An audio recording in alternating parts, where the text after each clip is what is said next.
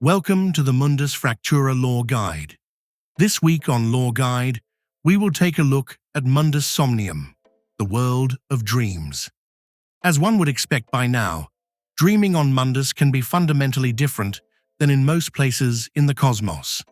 Though the vast majority of the planet's sleeping masses go to bed, dream, and wake in the morning, a select few are aware of a realm beyond the physical confines of the waking world, a place where existence can be molded and empires can be fabricated through sheer will alone. Mundus Somnium is an intangible, endless expanse, but as much a part of Mundus as the waters of Enderlast, the black depths of Infras, or the shadowy realm of Spirit. Long ago in the Fifth Era, known somewhat ironically as the Rest, it is said that a young goblin woman named Skivzal Sneen first discovered the realm. Skivzal was the daughter of a famed mountaineer, Keval Sneen. From a young age, Skivzal learned all she could from her mother. One day, early in her 16th year, the young lady decided she would leave her home in the slopes of the high plains of Godre and set out to achieve that which her mother Keval had long deemed impossible: scale the great grey peak of Talaf, and from its height she would see all the world. Now, to be clear, Skivzal, as with all goblinoid kind, were well aware by this point that the mountain peak known as Talaf, as with all of the breathless peaks, was quite unclimbable. The deep cold and thin atmosphere was a well-tested limitation in even the Fifth Era. But some months before, Skivzal came upon a traveling merchant who claimed to have an item that would protect against the dangers. Being young, somewhat naive, and ambitious, Skivzal took the merchant's claim at face value. After weeks of more dreaming than careful planning, Skivzal snuck away eastward towards the local breathless peaks. As it will come to no one's shock or amazement, the purchased trinket was not what it was claimed to be.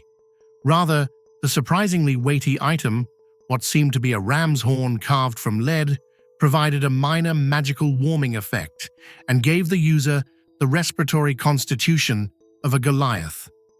Within hours of cresting the jagged foot mountains and reaching the true base of the breathless peaks, the symptoms of elevation sickness began to take hold. Skivzal was stubborn and refused to believe she had been deceived. As obstinance and failure to face reality is no substitution for oxygen, Skivzal quickly began to falter, finally losing consciousness on one of the great grey residuum's terraced gravel-covered outcrops well short of her final goal.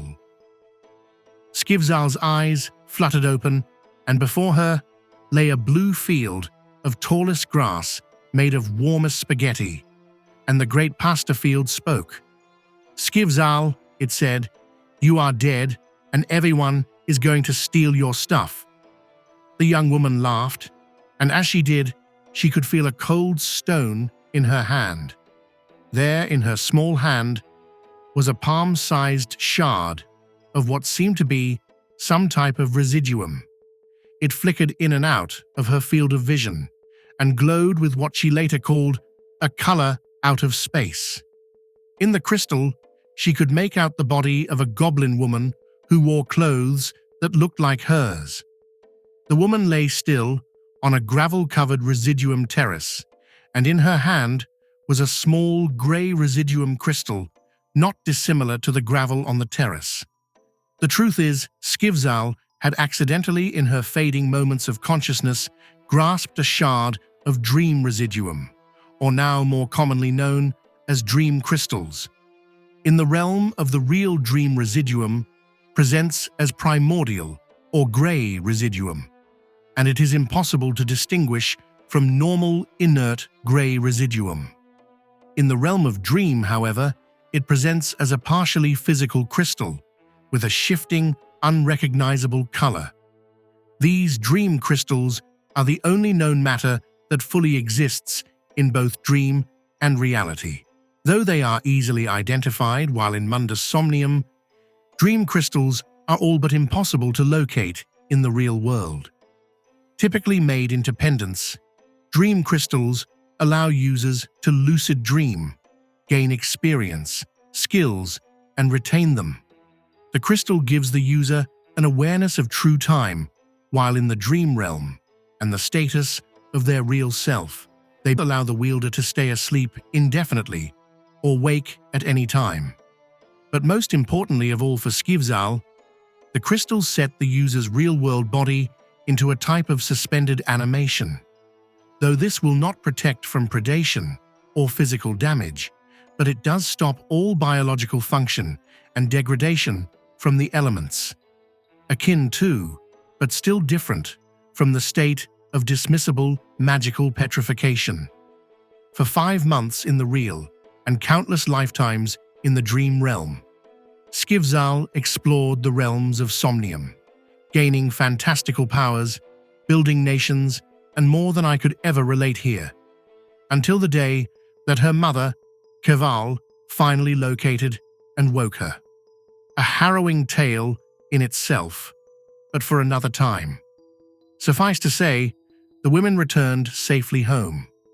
Skivzal told her mother of her adventures and presented Keval with a dream crystal of her own.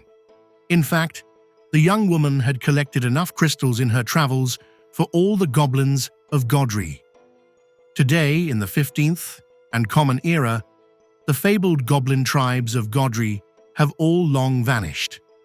But fables and children's bedtime stories of dream goblins and Mundus Somnium are common.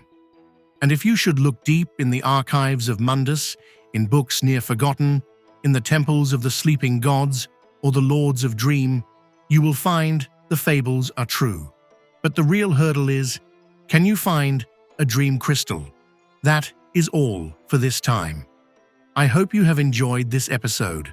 Stay tuned for future lore guide shorts, and thank you for listening. Goodbye for now.